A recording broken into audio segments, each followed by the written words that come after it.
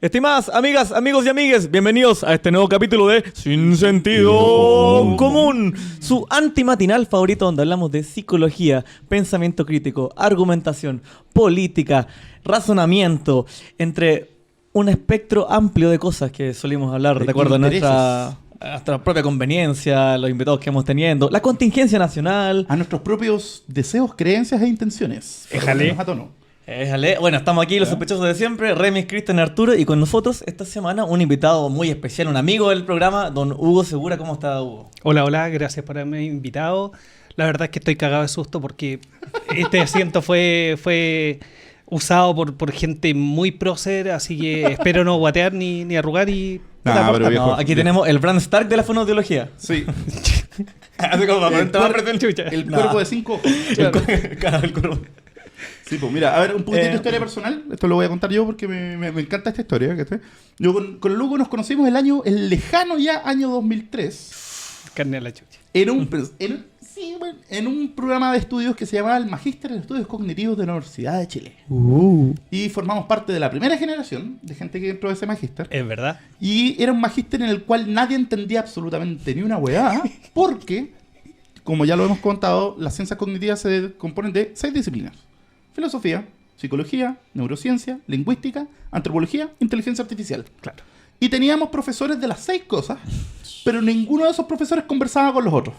Cero articulación. Entonces, ¿qué es lo que pasaba ahí? Que si bien era un magíster interdisciplinario, el discurso de la interdisciplina, pero ninguno de los profes hacía interdisciplina probablemente tal. Quizás entre neuro y lingüística había algo ahí porque eran amigos. A mí, claro.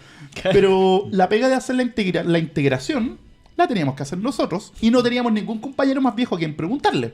Un Claro. senpai. Así es que, loco, esos 2 años de agarrarse a cabezazos, weón, contra la mesa, tomando café, weón, así pero furiosamente, weón, son, puta, inolvidables, weón, y digamos que sobrevivimos, weón, a esos años, weón. Sí, bueno, Hugo, ¿te puedes presentar a nuestros auditores? Claro. Aparte de tu nombre, ¿qué hace? ¿A qué te dedica el tiempo libre? A ver, hola, soy Hugo, soy fonoaudiólogo, egresado a la Chile, saqué el magíster que recién mencionaba el Remi, después hice otro magíster en trastornos del lenguaje, me dedico a la docencia universitaria y he trabajado desde que egresé con niños y jóvenes también con trastornos del espectro autista.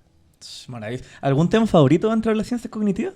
El autismo, la teoría de la mente, por ahí va la cosa. Maravilloso. Ya que dijiste teoría de la mente, tirémonos de lleno. Al tiro, Un vamos. piscinazo. Cuéntale a la gente quizás qué es la teoría de la mente en palabras simples, para que todos podamos entenderlo. Mira, básicamente lo que entendemos por teoría de la mente es la representación que tiene uno de la mente del otro y que nos permite explicar la conducta del otro, la conducta propia y también, aparte de explicar, nos permite anticipar lo que va a hacer el otro de acuerdo con ciertas premisas que uno tiene. O sea, es para explicar, pero también predecir. También predice, sí. Perfecto. O sea, pensar lo que el otro piensa, Exactamente. que piensa, que te piensa. Hay un capítulo de Friends en el cual Sí. él sabe que tú sabes que él sabe que tú sabes que él sabe. Sí. ¿Cómo? Sí, cuando se pone a pololear el Chandler con la Mónica y todos sabían, pero al final le estaban guardando al Ross la sorpresa. La capacidad de cagüinear, podríamos decir. Sí, también. Es una de las capacidades. Oye, esto no es una habilidad trivial, ¿ah? Como.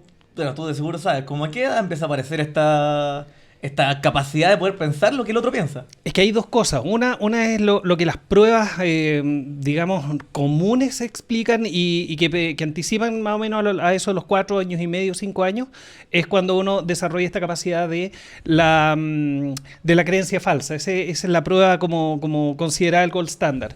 Pero se ha visto que guaguas chicas pueden tener ciertos correlatos neurales con respecto a teoría de la mente y no solamente las guaguas, sino que otros animales, otras especies que no son humanas.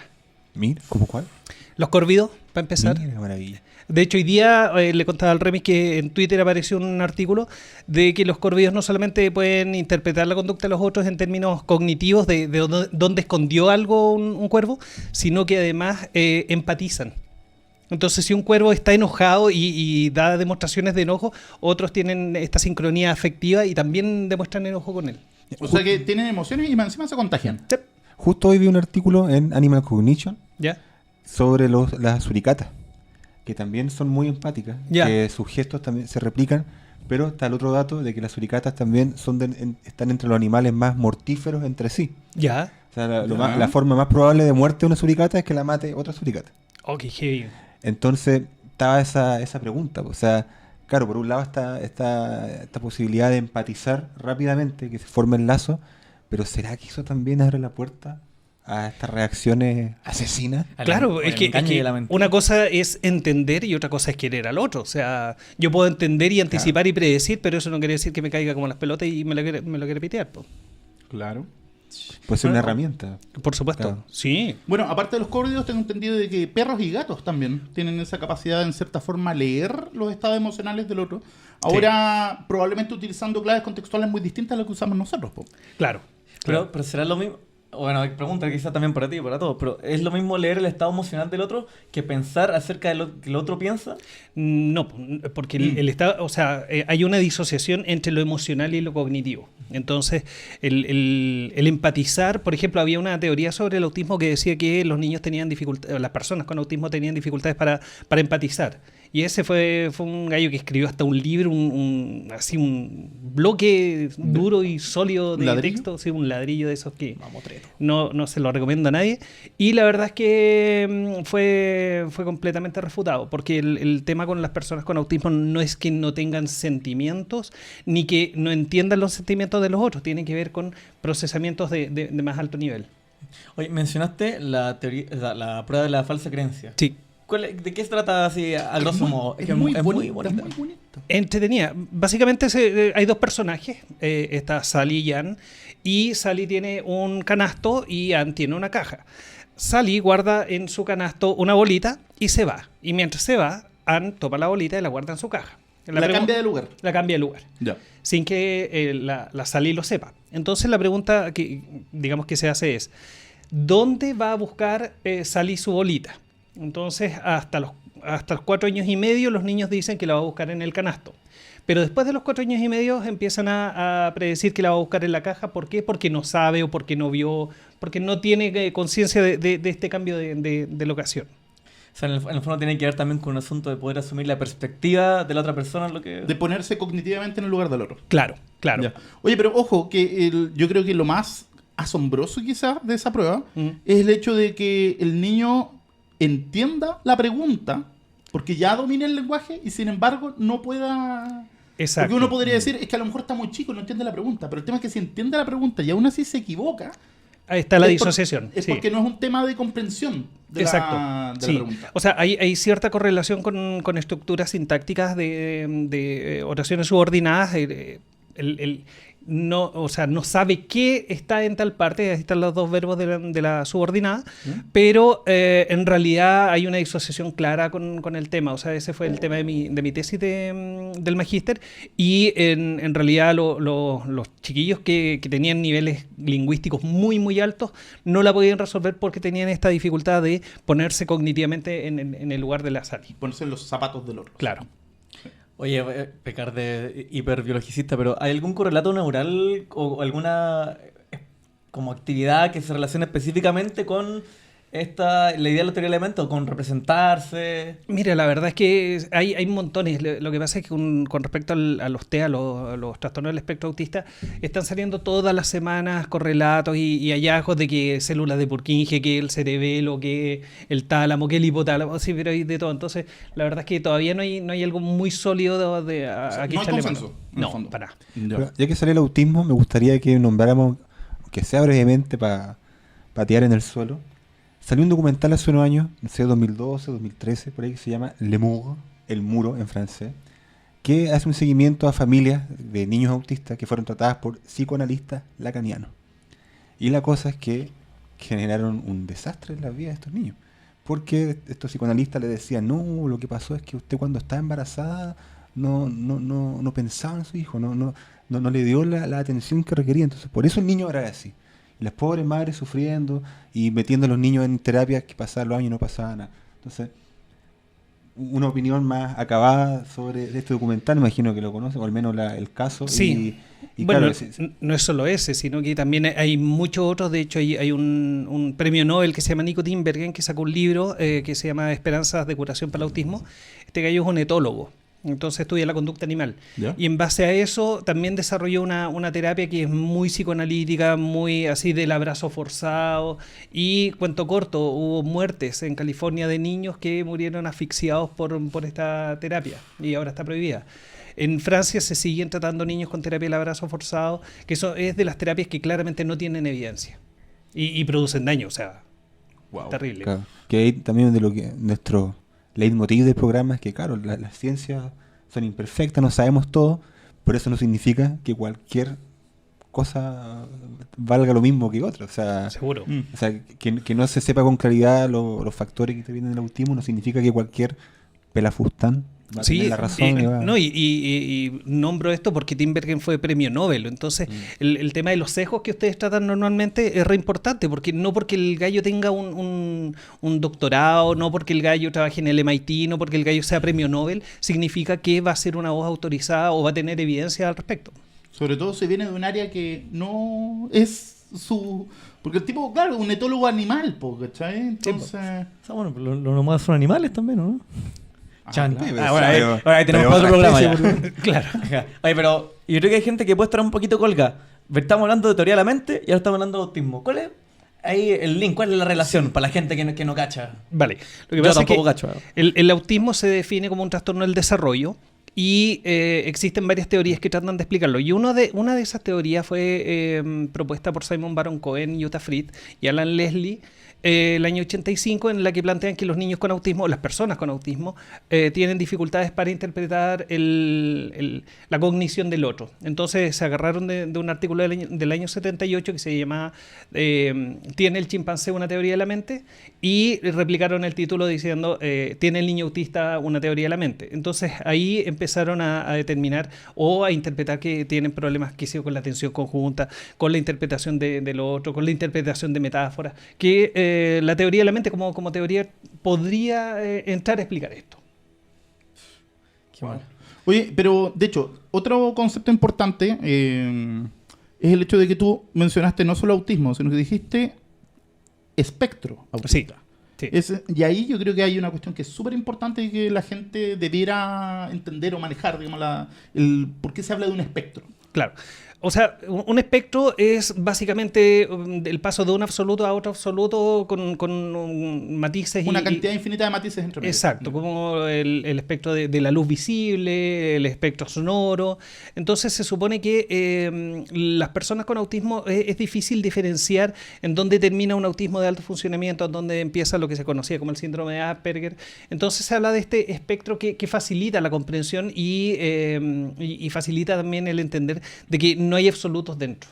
Ya, o sea, de que no hay una cosa de que o tiene autismo o no tiene autismo, Exacto, sino que sí. es una cosa de grados. en el Exacto. fondo. Igual Sí. esta es una nomenclatura relativamente nueva, pues, ¿no? De los últimos 10, 15 años, porque... 10, 15 años más o menos.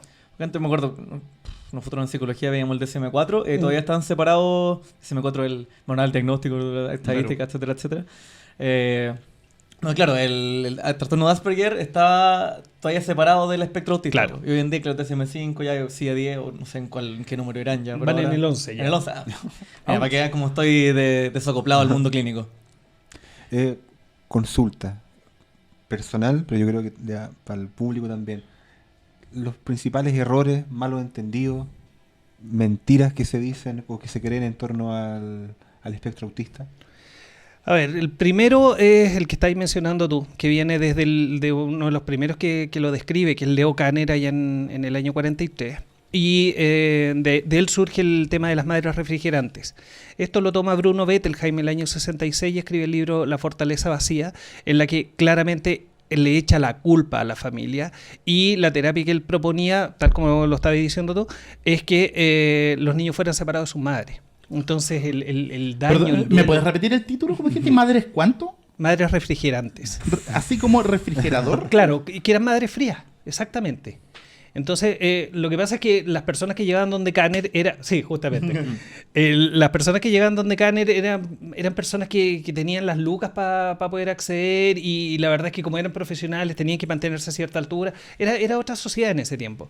Entonces, de ahí pasó eso. Esa es la primera. Segunda, las vacunas. Mirando a la cámara.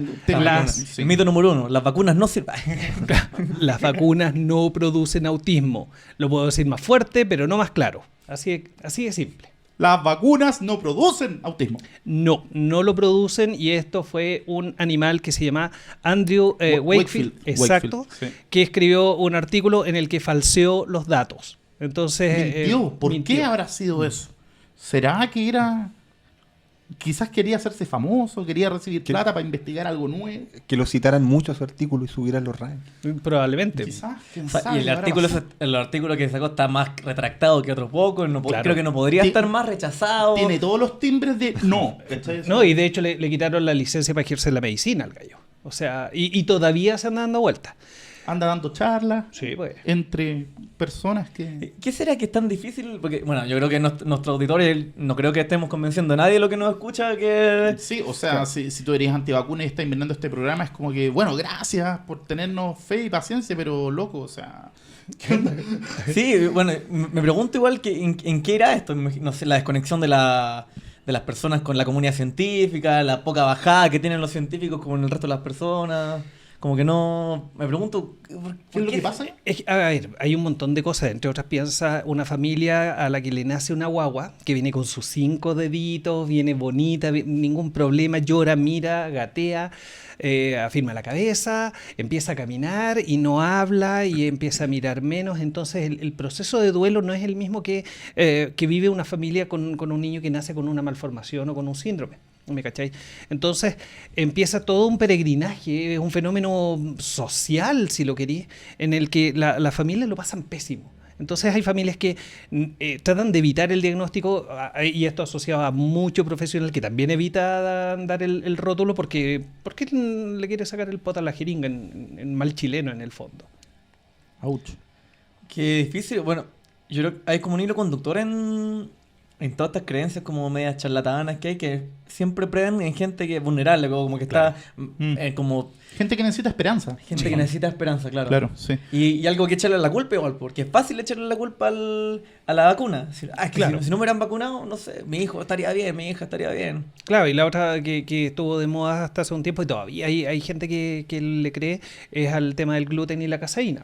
Que no lo cacho. gluten es una proteína del trigo y Sí. de algunos otros cereales, y la caseína es una proteína de la leche. Sí. El tema es que se supone que esto se malabsorbería, pasaría la barrera hematoencefálica y produciría ciertos estados medios como cuando estáis en opiáceos, así como cuando Ya. estáis drogados. Entonces esto estaría, entre comillas, tan bien, tan contento solamente por la comida que se produce esta endorfina cerebral que buscaréis menos interacción con la gente. Ya, esa explicación se da. Y la dieta que se da es libre de gluten y libre de caseína. O sea, sin trigo y sin leche. En el fondo. Exacto. O sea, básicamente carne y verdura. Claro. O sea, no podría estar comiendo calzones rotos como nosotros ahora. No, Sí. no estáis sonados. Uf. Porque mira, a mí la otra observación que no viene de eso, sino que viene así como de la vida en general, es que, por lo menos para mí, me da la impresión de que las creencias nunca están así como aisladas entre ellas en términos de justificación, sino que siempre vienen en bloque. Entonces, típicamente el antivacunas no es un tipo de que funciona en la sociedad absolutamente normal en todo, pero tiene esa creencia equivocada, sino que Claro. usualmente esa es un síntoma visible, Ujú. muy visible, porque es el que te lleva a la controversia, el que te lleva a pelear en Twitter, en redes sociales, a tomar decisiones sobre la salud de tu hijo o sobre ti mismo, pero están acompañados de un montón de otras creencias también que no Claro. salen a la luz también, po. Claro. Entonces, el problema de fondo es que no basta con mostrarle la evidencia a ese padre o a esa persona que lo que cree está equivocado, porque en el fondo, si tú le botas esa creencia, hay un montón de otras creencias que se Exacto. interjustifican Sí, y que pierden peso. claro. Y típicamente es como... Es una cuestión que para mí es un mecanismo de defensa, en el fondo.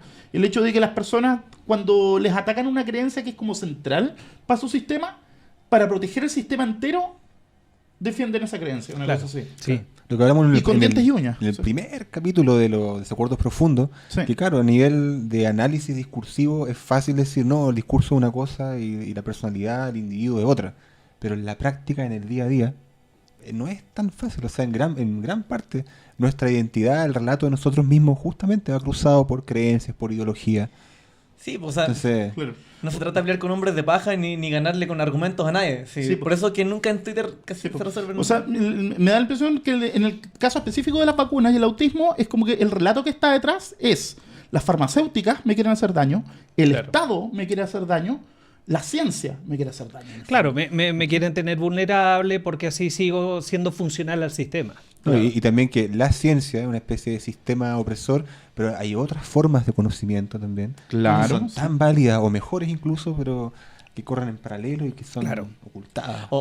Me da risa eso, porque siempre asumen que todas las otras fuentes de conocimiento que no son ciencia no fueran opresivas. Así como, Claro. es como, míralo un poquito más. Onda, cosa de ver Claro, las comunidades psicoanalíticas. Uf. No, Bueno, o no sé, no, los pero sacerdotes, pero los volvamos sacerdotes a mayas hablar eran de psicoterapia. súper- ¿Qué otras terapias mágicas hay o qué se habla en torno al TEA? Puf, hay un montón. Hubo un tiempo en que el año 2001 se iba a construir un delfinario para... ¿Delfinario? Un delfinario para niños con autismo, y en la Sociedad de Neurología y Psiquiatría Infantil nos pidieron que estudiáramos el tema junto con otras terapias alternativas, o sea, pseudoterapia en el fondo. ¿Ya? Y el cuento es lindo, o sea, te dicen que el delfín con su ecolocación, claro, ¿Ya? produce un fenómeno que se llama cavitación. Bueno, yo he estudiado el Sí, idioma. me queda claro. La cuestión es que la cavitación produce un fenómeno en el cerebro de los niños con autismo que los cura.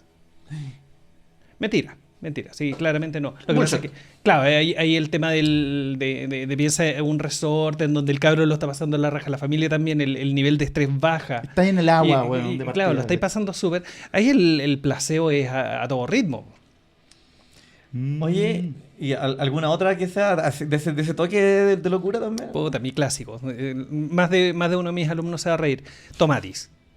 ¿Qué? Tomatis es un centro. Yo no tengo ningún problema con decir nombres, apellidos y verlo en la página web. Ya, sí. Claro. Tomatis hacen un tratamiento con audífonos en los que a la persona, vamos a dejarlo en persona porque después te voy a decir todo lo que ellos atienden. Ya. Lo hacen escuchar música filtrada para potenciar los agudos, y esto produce una energización del cerebro. ¿Ya? Y eso mejora las habilidades del canto, la timidez, la tartamudez, la dislexia, el autismo, el síndrome de Down, el déficit atencional y la dislexia si es que no la nombré. Y entre otras cosas.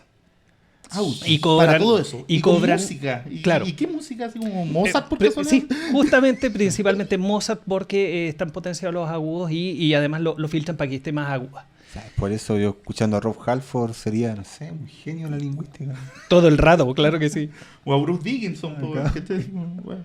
Claro, ¿y qué versión de música clásica? ¿Tocabas con la escala antigua, con la corregido? No tengo Claro, idea, ya, pero... por- Oye, porque 32. ojo de que hay una disciplina seria que es la musicoterapia, que Sí, estudian los efectos Sí. que pueden tener ciertos tipos de patrones, Distintos etcétera. niveles de seriedad, diría yo. Pero no creo que lo muevan como una cura milagrosa para nada, ¿cachai? Sino que es No, casi no. como una cosa de apoyo nomás. Exacto, ¿o no? la musicoterapia tiene su sustento, o sea, también hay ramas más y menos creíbles, pero tiene su sustento. Hay hippies más volados. ¿no? Claro, Ya. pero el tema de Tomatis es que sirve para todo y hablan de el parto sónico, pues, bueno.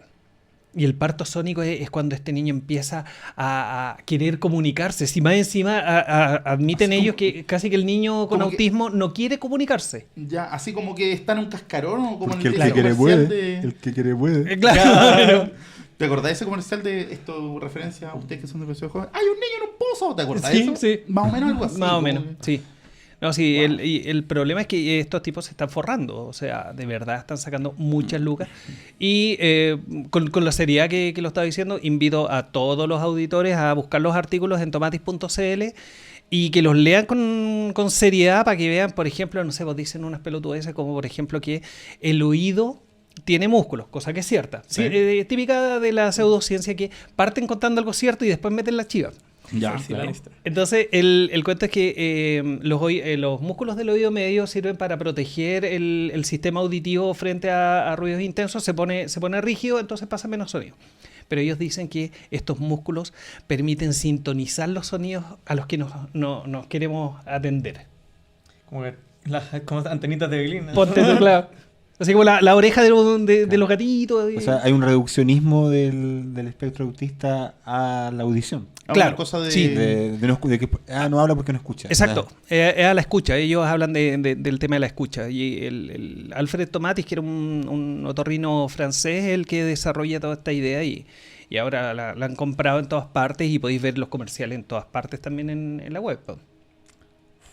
Oye, qué loco. Oye, Y bueno, cachai que el común denominador de todas estas cuestiones es que dan mucha plata, po, weón. Sí, eso es como lo más terrible.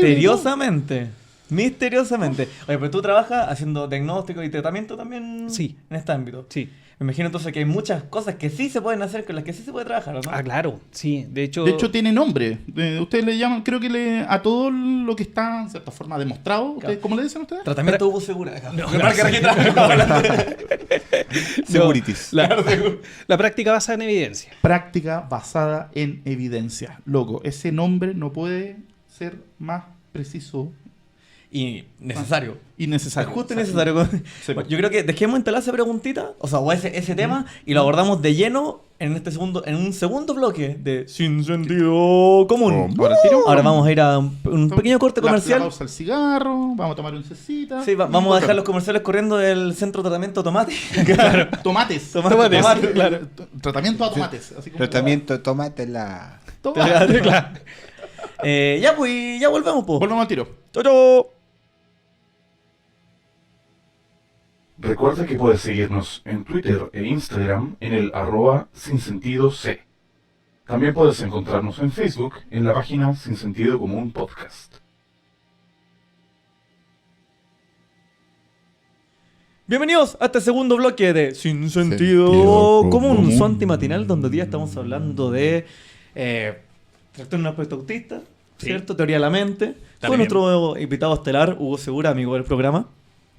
Bueno, dejamos instalado entonces el tema. Estuvimos hablando de terapias, pseudoterapias en verdad, no terapias alternativas, mal llamadas a veces. Y queremos partir este segundo bloque hablando de cosas que sí funcionan, que sí se hacen en el mundo profesional. Y ahí entonces, Hugo, O sea, cuéntanos. en el mundo profesional con gente seria. Con obviamente. gente seria. Sí. Y no tan Gracias. seria a veces. Ya, ahí sí, porque muy serio no soy. A ver, el espectro de intervenciones que cuentan con evidencia es grande. O sea, hay terapias, por ejemplo, basadas en análisis conductual aplicado que se derivan del conductismo clásico pavloviano del perrito y qué sé yo, pero que ha evolucionado mucho y tiene niveles muy, muy grandes de evidencia, además de unos niveles de ética muy grandes también. Ya, oye, que eso es importante también por el tema Sí. de la ética, que ya Sí. lo hemos hablado en todos los capítulos en realidad. Siempre hablamos de Súper importante. Segundo, hay terapias como el modelo Denver. Lamentablemente es carísimo acceder a la formación de Denver. Estamos hablando de casi 3 palos por 4 días de formación. Pero es un tipo de tratamiento que aparentemente tiene mucho efecto en los chiquillos. Mañana, de hecho, voy a formarme o a empezar una formación en un modelo que se llama el Jasper, que viene una doctora que se llama la Connie Casari, que es una eminencia a nivel mundial de autismo. Y también es otro tipo de intervención que tiene harta evidencia. ¿Y más o menos en qué consiste en alguno? Si me puede contar alguna con la que sea familiar. Mira, en general todas las terapias confluyen en dos cosas. Una tiene que ver con la modificación de la conducta, es decir, disminuir la frecuencia de conductas desadaptativas o conductas que no son deseadas y aumentar frecuencia de conductas que sí lo son. Y ahí viene todo un abanico de posibilidades en términos de que unas son más naturalistas, son más responsivas, otras son más directivas. Hay también una especie de espectro de las intervenciones. Pero en general casi todas confluyen en desarrollar juego, especialmente juego simbólico, desarrollar conductas de atención conjunta con el adulto, que es la base para desarrollar después teoría de la mente y poder interpretar al otro. No. Y todas, muy fuerte el tema de la comunicación, no solamente el lenguaje, sino que la comunicación. Ya. Déjame ver si estoy entendiendo bien esto. básicamente lo que tú estás planteando es que estos tratamientos que sí son efectivos, lo que hacen es suplir una carencia de una deficiencia, que en este caso sería innata, o sea, de que el niño nace con una deficiencia y tú lo que estás haciendo es enseñarle a cubrir esa deficiencia. Sí, sí. O sea, en el fondo no es que tú lo estés curando, sino que le estás enseñando Exacto, al niño. sí, sí. Y esa es una distinción que es clave. O sea, no es que el autismo o el Asperger se cure, sino que lo que hace es enseñarle y Claro. darle herramientas para que se adapte. Exactamente. Ya. Y vas a ver en muchas partes estos relatos informales de personas que se han curado, que son la base de muchas de estas pseudoterapias. Entonces, por ejemplo, había una que era en Australia, el tema de la secretina, que es una hormona digestiva. ¿Ya? Apareció en el año 99, si no me equivoco, un niño que se curó por el tema de la secretina y de ahí todo el mundo recetando. Claro. Vendiendo. Ya. Claro. Lo mismo la oxitocina, que es una hormona que aparece en el periodo de recién nacido, que tiene que ver con el vínculo, el apego de la madre. Y sí, en realidad aparentemente habría cierto efecto de oxitocina inhalable, así como los puffs del... ¿Ya? Claro, pero no jalarlo, sino Ya, que ya, inhalarlo. inhalador sin- Claro, ahí sí. Podrían mejorar en algunos casos la interacción social de las personas con TEA. Oye, ¿y cuáles son las proyecciones en general? Obvio que son distintas para distintas personas, O distintas sea, depende del terapias, caso. po. depende del caso. Pero bueno, para que la gente se haga una expectativa, o sea, no una expectativa, mejor dicho, para que no se hagan ni demasiadas ni muy pocas. De ¿cuáles son los prospectos de cuando uno inicia este tipo de terapia?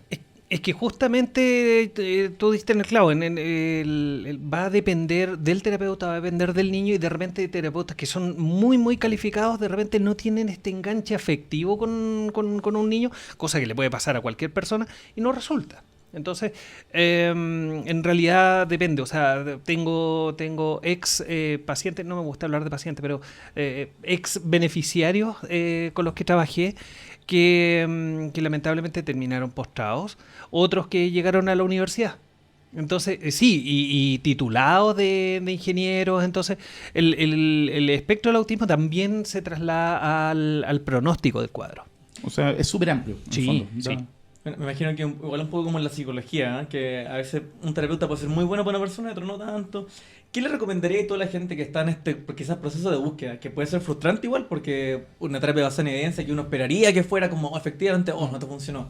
Como, Mira, la verdad es que en general cuando tú trabajas con práctica basada en evidencia tú te vas dando cuenta tienes que llevar un registro más o menos acabado de qué es lo que estás buscando, cuáles son las conductas que estás manejando, que estás modificando, y si esto no tiene efecto, tenés que ser honesto y decir, ¿sabes qué? Realmente esto me supera y no puedo trabajarlo yo, y derivarlo a alguien que sea más competente. y la persona que anda buscando, por ejemplo, no sé, la más desesperada, que a veces como que papás desesperados, que no saben cómo acceder o cómo... Porque muchas veces las personas tampoco tienen el conocimiento de cómo funcionan todos estos sistemas de salud, no sé. O sea, no tiene las herramientas para distinguir entre un profesional serio y un chanta, Claro. en el fondo. Bueno, el profesional serio, entre otras cosas, debe, y esto es una premisa que es innegable, debe informar plenamente a la familia. Entonces tiene que entregarle toda la información y no solamente entregársela, sino que asegurarse de que la familia entiende lo que le estáis enseñando. Dale. Oye, teníamos preguntas por aquí, tengo entendido, de las redes sociales, ¿o no? Sí. Bueno, una de ellas era precisamente cómo iniciar un proceso... Sí, la De Marta, terapia, una exalumna, me pregunta cómo empezar el tratamiento con un niño con autismo. Primero que nada, tenéis que empezar por la evaluación. Entonces, en la evaluación tú vas a determinar cuáles son las características que tú quieres potenciar, cuáles son las características que quieres disminuir, cómo quieres favorecerlas con la familia, y en base a eso tienes que tener una línea de base y empiezas a trabajar favoreciendo y disminuyendo. Es una cosa que suena muy sencilla y es difícil de llevar a la práctica, pero es mucho más difícil explicarla sin tener el tiempo adecuado. Oye, está hablando ahora de favorecer cierta conducta y mencionaste antes palabras adaptativas o deseables. Me imagino que igual debe haber una discusión ética ahí quizás, incluso de carácter social respecto a qué significa esto de... Sí, Claro, y a nivel cultural también, porque también Sí. me imagino que sociedades típicas que dicen, no, los chilenos somos apocados, Mm. y en otras, no, los caribeños somos males, entonces... Sí. Hay rasgos variables. Sí, por supuesto, hay una cosa muy social. O sea, me acuerdo cuando estuve en Estados Unidos, me hicieron evaluar niños que eran de una tribu, no me acuerdo si eran navajos, no, de verdad me carrilería. Pero resulta que los niños tenían un problema pragmático que no te miraban a los ojos. Entonces, resulta que era muy difícil el diagnóstico diferencial con el autismo, porque muchas personas con autismo evitan mirar a los ojos. Y resulta que estaba siempre con el abuelo. Y en esa tribu la cultura es que el niño no mira a un extraño sin la autorización expresa del abuelo. Entonces, cuando el abuelo dejaba al niño, el niño te miraba y te respondía, ya, no, no, por acá no andaba. Chuta, wow. No, sí, hay El harto mono de... humano es muy complejo. Sí, claramente. Sí, de hecho, bueno, uno de los temas que he estado yo, por mis cosas de la vida que he estado estudiando este último tiempo, hay ciertas teorías que plantean de que quizás se le está poniendo demasiado énfasis a la cosa genética, a la cosa hereditaria, a la cosa biológica. Sí. Y que muchas de estas habilidades que nosotros consideramos que tienen una base biológica en realidad están socialmente construidas o están por lo menos andamiadas en términos de las interacciones del aprendizaje. Sí. Y que en ese sentido, digamos, así como es crucial, digamos, la influencia que podría tener nuestra biología dentro del desarrollo de un trastorno de este tipo, también un factor no menor es el tema del qué tipo de interacciones, el qué tipo de prácticas, digamos, o qué tipo de trato recibe el niño, digamos, desde pequeño. Sí, o sea, todo el rato. El tema de cómo interactúa el padre, la madre con el niño va a favorecer muchas cosas que van a tener una consecuencia a mediano y largo plazo, sí. Entonces, bueno, eso nos lleva a otra pregunta que básicamente un padre de un niño, por ejemplo, no sé, pensando en nuestro padre acá. El padre. El padre. Así como, ya. Bueno, lo voy a hacer la pregunta por ti. Onda, ¿qué debería hacer Cristian con sus nutrias de un año? ¿Cachai? ¿De quién más? Estimulación. En términos de estimulación. Son gemelos. ¡Qué la raja! Viste, ese weón si tiene la mano ahí para hacer experimentos. experimentos. pues, Sí, bueno, está claro. A Varios los datos, ¿no? a los Jean Piaget. Claro. Tuve uno con comida sin comida. A ver qué pasa. Mentira, por supuesto.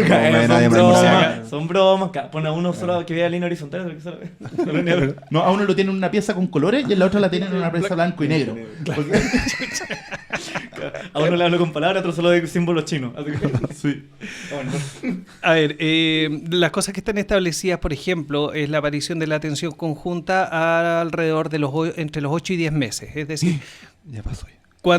pero es que ahora debería estar casi en su peak, es el hecho que el niño te muestre cosas, te señale, pero no para pedir, sino que para comentar. Entonces, cuando triangula la mirada, así porque quiere que tú atiendas a algo, esa es una conducta de atención conjunta y es una de las conductas clave que hay que fijarse en niños pequeños. El tema social, el tema de la mirada a los ojos, pero también, ojo, nuevamente con eso, porque no todo niño que no mira es autista y no todo niño autista no mira. Es decir, hay niños con autismo que miran a los ojos y viceversa. Entonces también hay que tener un cierto nivel de ojo ahí. Y lo último, que es re importante, es el tema del juego simbólico. Es decir, que el niño agarre una cajetilla o una caja de fósforo y haga que es un auto, agarre un plátano y hable por teléfono, que le dé de comer a las muñecas y que las acueste, que las acune. Ese tipo de juego. Que se ponga ollas en la cabeza como un casco. Sí, todo el rato. Que Sí, una batería. Y después- Sí, sí, exactamente. Y andar a caballo en la escoba, manejar con los platos, todo ese tipo de conductas que... Tú le llamas juego simbólico, ¿en qué sentido? Porque Ese es el nombre. Ya. El nombre. El nombre, el canon es juego simbólico y se refiere a que el niño hace como que. representa cosas de otra forma. Exacto. Ya, dale. O sin cosas, o sea, de repente que hable por teléfono o que va con un maletín imaginario, eso habla de que el niño tiene una capacidad simbólica que es acorde a su desarrollo, digamos, cronológico. Ya. Qué bueno que dijiste eso de que nos asusten si el niño no mira, si el niño no voltea, porque la gente igual siempre como que... Sí. Se me Además queda- que otra cosa que también me da la impresión que pasa mucho es el hecho de que hay gente que confunde el Asperger o el espectro, lo confunde con rasgos de personalidad. Sí, como sí. si fuese una cosa Claro. de carácter. Y el autodiagnóstico también, esto que hablamos, Exacto. se vuelve moda decir a veces, soy bipolar, soy autista. Sí, Soy Asperger. Sí. sí. De hecho, yo te voy a contar, hace un tiempo tuve una pelea con alguien por Twitter porque dijo, estos autistas de mierda, bla, bla, bla". Y yo así como, oye, sí, ya está bien que esté enojada, pero obviamente tú no estás hablando de gente con el trastorno, estás hablando de gente que tiene un carácter que te cae mal, ¿cachai? Claro. Y es Claro. como puta feo la cuestión. Bueno, me he bloqueado el último y no hablamos nunca más. así Sí. que- O sea, bueno, eso y que si haría un pesado culiado. Sorry, pero no es que sea autista ni nada. Sí, ¿no? o sea, de hecho, bueno, ahora No afortunadamente confundas, se sí, acaba eso es Big más. Bang Theory. Creo Así que es. se va a acabar para siempre Sí. y qué bueno que se acabe porque serie de mierda, bueno, la odio. Sí, pero ¿Cómo ves tú ese tema? El tema de la percepción social del TEA como... Es que lamentablemente Hollywood ha contribuido mucho a alimentar el mito de la persona con autismo que es genio. Y esto no es así. Ya. Entonces, gran parte de las personas con autismo tienen discapacidad intelectual. Y el tema de los Asperger, no todos son genios, pero mucha gente cree que es casi deseable tener ese diagnóstico porque te distingue, porque O porque te le da atribuyen cierto estatus. Como, uy, Sí. Claro, o sea, soy el un personaje... santo. De hecho, podemos incluso hacer una lista de personajes que son como genios, pero son torpes en lo demás y que por lo mismo son motivos de admiración y de burla. Claro. ¿Cachai? Sí. Como el mismo Sheldon, el mismo Doctor House, en cierta forma, con su... Sí. Aunque ahí eso es otra cosa, es una cosa, un carácter de mierda, ¿no? Sí, ¿Cachai? sí. Pero es como que nos enamoramos como sociedad de la figura del genio fallado. Sí. ¿Cachai? Sí. Y Bueno, es ahora como- hay una serie que se llama The Good Doctor, que la estoy siguiendo, que es un cabro que tiene autismo, no tiene Asperger. Ya. Y eso es muy choro porque la actuación del cabro de verdad es genial. Y tiene autismo y es cirujano. Ya. Pero lamentablemente le dan todo esto de la genialidad que en realidad no ocurre con muchos de ellos. Ya. Pero sí, yo he sabido de casos. De hecho, tú alguna vez me contaste, por ejemplo, de que no me acuerdo si era un caso que leíste o un paciente que se sabía todos los recorridos del Transantiago, por ejemplo. Sí. Que era como una máquina de. Sí, uno de mis chiquillos, el Ernesto, tenía esta característica. Él se sabía en ese tiempo, estaban las micro amarillas. ¿Ya? Y todavía guardo el registro en video y lo muestro en clase. Le pregunto, oye Ernesto, si estoy en la estación escuela militar, y dice en Apoquindo con Vespucio, porque se sabía las calles. Y le pregunto, quiero ir a la Facultad de Medicina de la Chile, enseñar tú con Independencia. ¿Qué micro me sirve? Y empieza como a calcular y llegó a la micro que era, no sé, la 208 o algo así. Una cuestión pero impresionante. Wow, porque esto yo te lo menciono también porque una que yo encuentro que es una mala práctica, pero no deja de ser interesante, es que hay por lo menos dos filósofos en la historia de los cuales se especula a partir de su biografía y a partir del análisis de sus textos que estaban dentro del espectro, Ya. que son Kant por un lado y Wittgenstein por el otro. Sobre Ya. todo Wittgenstein, es como la figura del filósofo genio, pero Pero borderline autista. E incompetente para muchas cosas además Ya. sociales. Pero brillante, absolutamente brillante en, por lo menos, en la lógica de su área. Claro. ¿Cachai?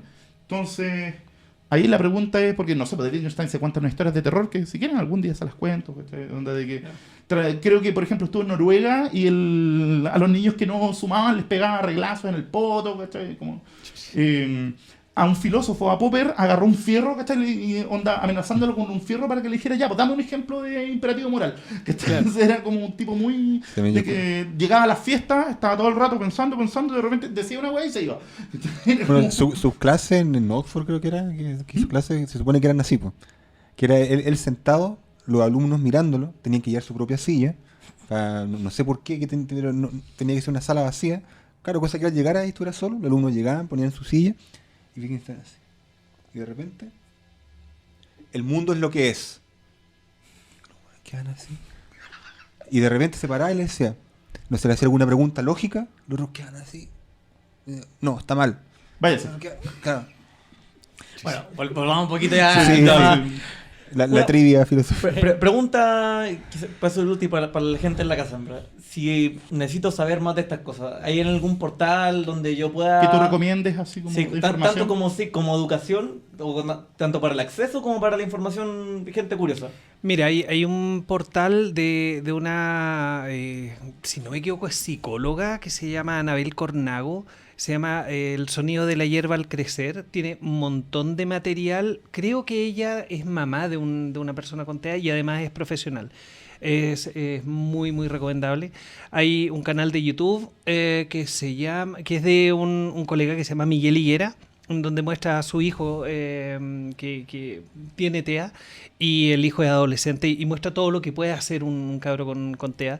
También es re importante porque este chiquillo, siendo hijo de fonoaudiólogo, no habla. Entonces no desarrolla el lenguaje, pero sí puede hacer un montón de cosas. Lo muestra cocinando, lo muestra yendo no sé, al supermercado. Lo otro son portales como el portal de la Haya o de colegios profesionales que se han reputado. Lo otro, quizás es como de interés particular mío, y seguramente nos hemos carreado 100.000 veces durante el programa hablando de este tema que en general son delicados. Cuidados como en torno al lenguaje que uno tenga que tener cuando se habla de estos temas, porque muchas veces gente dice cosas ofensivas sin pensarlo. Claro. Cosas Sí. que hayas escuchado tú, que quizás puedas contarle a la gente que... Mira, la verdad es que hay todo un cuento ahí. Se están haciendo actualmente estudios sobre qué prefieren las personas con autismo, cómo prefieren ser llamados. Y muchos de ellos, por lo menos en ámbito anglosajón, prefieren ser llamados como autistas. Acá nosotros preferimos hablar de persona con autismo. Entonces tener la persona en primer lugar y después el diagnóstico, porque el diagnóstico no te define.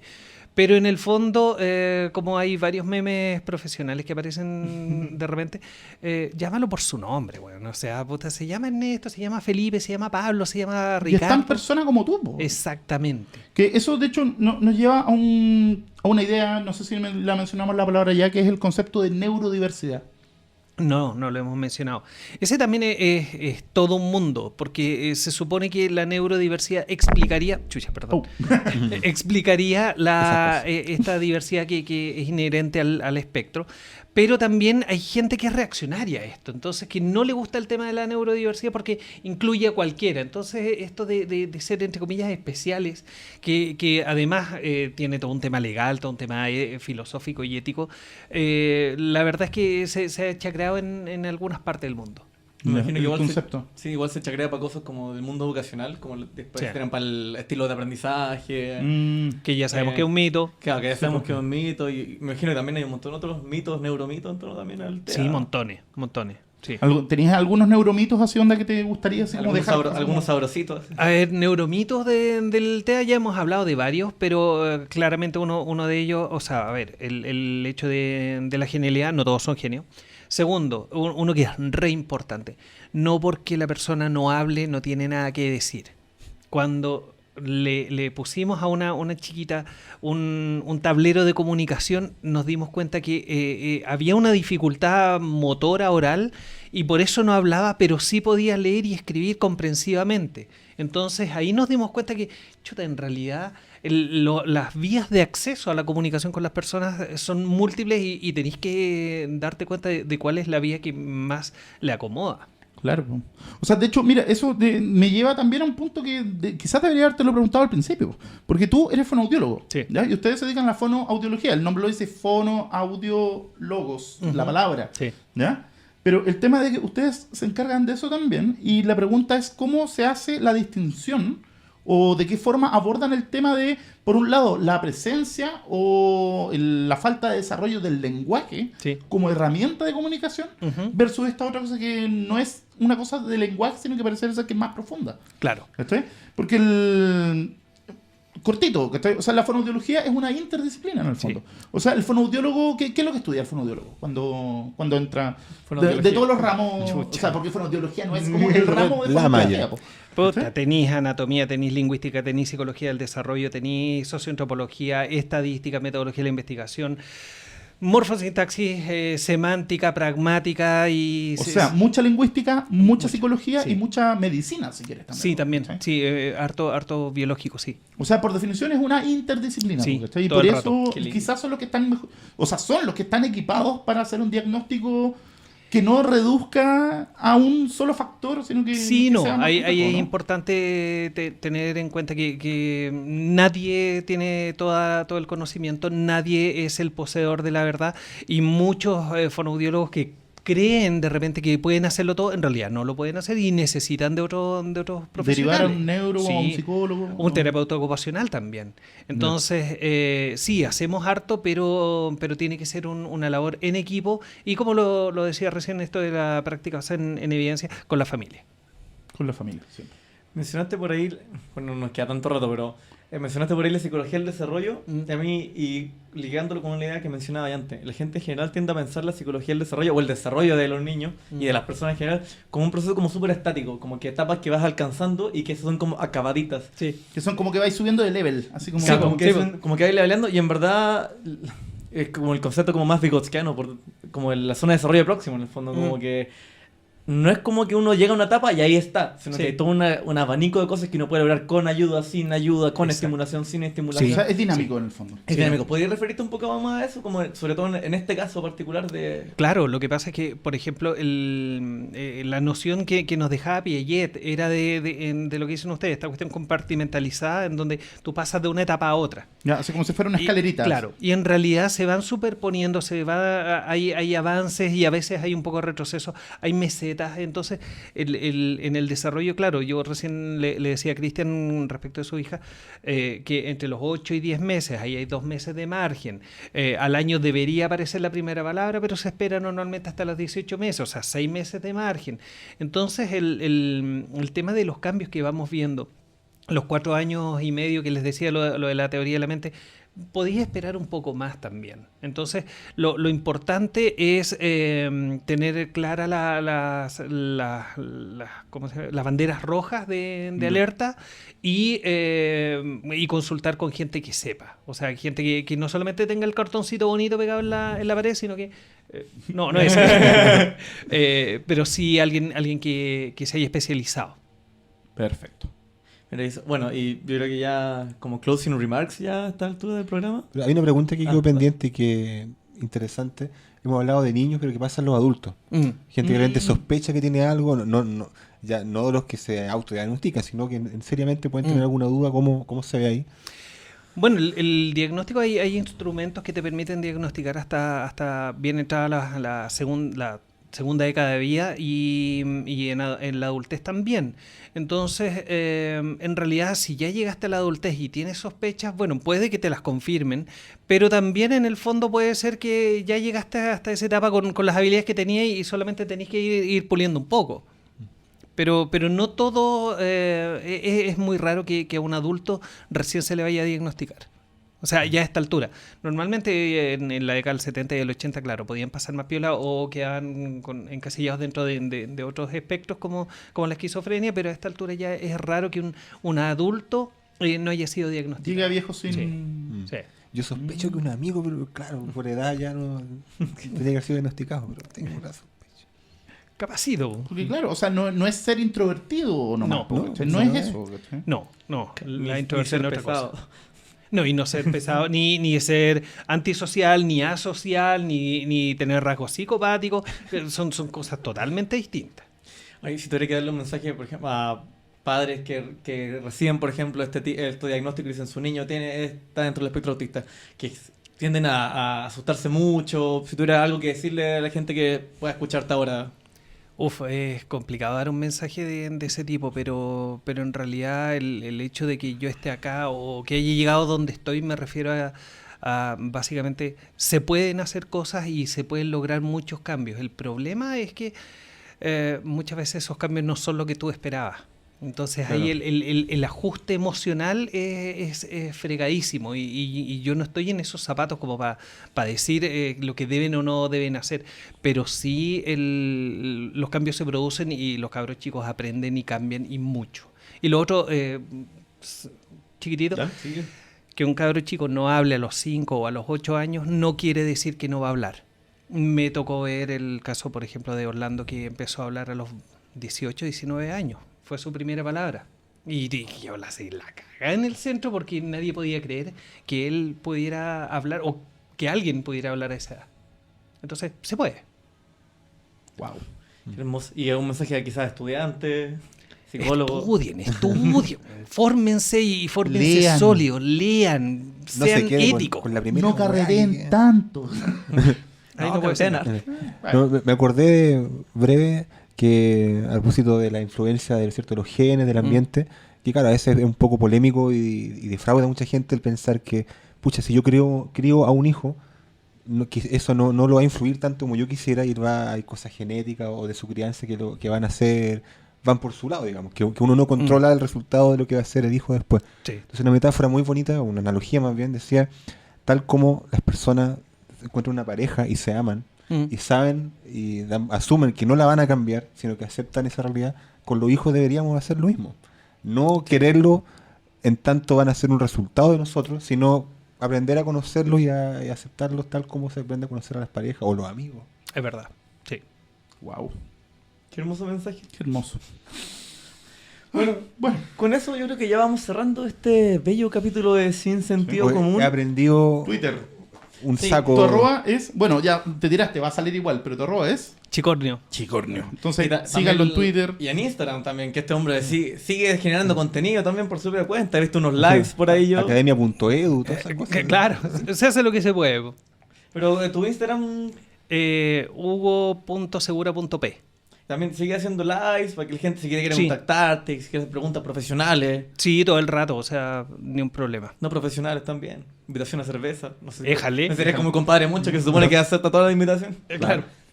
Y el otro día me lo encontré en la calle y le iba a decir, ¿Adrián se llama? Adrián. Adriano.